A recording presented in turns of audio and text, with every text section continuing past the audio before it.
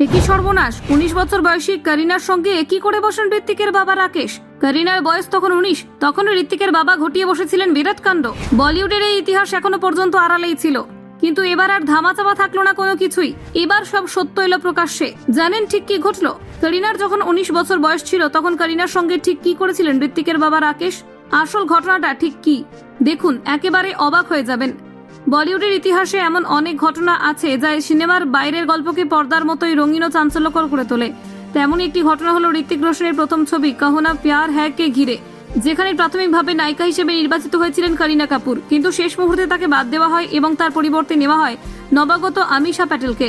এতদিন ধরে এই বিষয়ে নানান জল্পনা থাকলেও এখন এই রহস্যের পর্দা ফাঁস করলেন আমিশা নিজেই, আর তাতেই উঠে এলো এক নতুন তথ্য, যার কেন্দ্রে রয়েছেন ঋত্বিকের বাবা ও ছবির পরিচালক রাকেশ রোশন। 2000 সালে মুক্তি পাওয়া কাহো না প্যার হ্যায় ছবিটি ঋত্বিক রোশনের বলিউডে আত্মপ্রকাশের মঞ্চ ছিল। সিনেমাটি বক্স অফিসে তুমুল সাফল্য পায় এবং ঋত্বিক রাতারাতি সুপারস্টার হয়ে ওঠেন। কিন্তু কমই জানা ছিল এই ছবির জন্য প্রাথমিকভাবে করিনা কাপুরকে সাইন করানো হয়েছিল। এমনকি করিনার শুটিংয়ের ছবিও প্রকাশ্যে এসেছিল। তারপর হঠাৎ করেই করিনা প্রজেক্ট থেকে সরে যান। এতদিন ধরে এই বিষয়টি নিয়ে দুরকম মতামত ছিল। এক পক্ষ বলতেন করিনা নিজেই সরে গিয়েছিলেন, অন্য পক্ষ বলতেন তাকে বাদ দেওয়া হয়েছিল। সম্প্রতি এক সাক্ষাৎকারে আমিশা প্যাটেল বিষয়টি নিয়ে মুখ খোলেন। তিনি বলেন, অনেকেই ভাবতেন আমি করিনার জায়গা দখল করেছি, কিন্তু আদতে সেটা ঠিক নয়। করিনা ইচ্ছা করে এই ছবিটি ছেড়ে যাননি, তাকে বাদ দেওয়া হয়েছিল এবং এই সিদ্ধান্তটা নিয়েছিলেন রাকেশ রোশন নিজেই। আমাকে অফার করার 3 দিন আগেই তিনি করিনাকে সরে যেতে বলেন। আমিশার এই মন্তব্যে যারা নতুন করে আলো পড়ল সেই পুরনো ঘটনায়। প্রশ্ন উঠতে থাকে, কেন রাকেশ রোশন করিনাকে ছবি থেকে বাদ দিলেন? সেই সময় বলিউডের গসিপ ম্যাগাজিন থেকে শুরু করে নানান মিডিয়ায় দাবি করা হয় করিনা ও ঋত্বিকের মধ্যে ঘনিষ্ঠতা বাড়ছিল, যা রাকেশ রোশনের কাছে অস্বস্তির কারণ হয়ে দাঁড়িয়েছিল। রাকেশ চেয়েছিলেন ঋত্বিকের প্রথম ছবি যেন একেবারে ক্লিন ইমেজের মাধ্যমে উপস্থাপিত হয় এবং ব্যক্তিগত সম্পর্ক যেন তার সাফল্যে ছায়া না ফেলে। যদিও এই বিষয়ে রাকেশ রোশন কখনো সরাসরি কিছুই বলেননি। পরবর্তীতে করিনা নিজেও এই গুজবকে নস্যাৎ করেন। এক সাক্ষাৎকারে করিনা বলেন, আমি কারো প্রেমিকা হয়ে ছবিতে কাজ করি না। আমার কাজের জায়গা এক আর ব্যক্তিগত সম্পর্ক এক।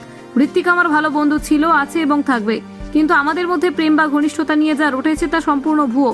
আমি কারো পুরুষের দখল করতে চাই না, এই মানসিকতা আমার নয়। ঋত্বিক রোশনও একবার একটি সাক্ষাৎকারে বলেন, এই গুজবগুলো নিয়ে আমি বিরক্ত। আমার কি এতটাই সাহস যে আমি ক্যামেরার সামনে আর সবার চোখের সামনে এমন কিছু করব যা অনুচিত? মানুষ কি এতটাই বোকার মতো ভাবেন? তিনি আরো বলেন, আমি একজন পেশাদার অভিনেতা, সম্পর্ক থাকলে সেটা লুকিয়ে রাখা যায় না, কিন্তু এখানে তো সম্পর্কই নেই। তবে এই বিতর্কের মাঝেও অস্বীকার করা যায় না যে করিনা কাপুর এই ছবিটি করতে পারলে তার ক্যারিয়ারে হয়তো ভিন্ন এক সূচনা হতে পারত। যদিও তিনি খুব দ্রুতই সফল হন রিফিউজি, কভি খুশি কভি গম, জব উই মেটের মতো ছবির মাধ্যমে।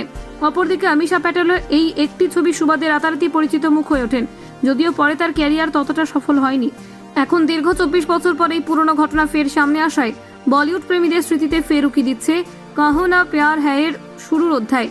একটি ছবির পেছনের সিদ্ধান্ত, একটি ব্যর্থ সমঝোতা, কিছু ভুল বোঝাবুঝি, সব মিলিয়ে এটি শুধুই এক সেলিব্রিটি গল্প নয়, বলিউডের জটিল রাজনীতি ও সম্পর্কের ভিতরের এক বাস্তব রূপরেখা। Bureau report, news prime Times.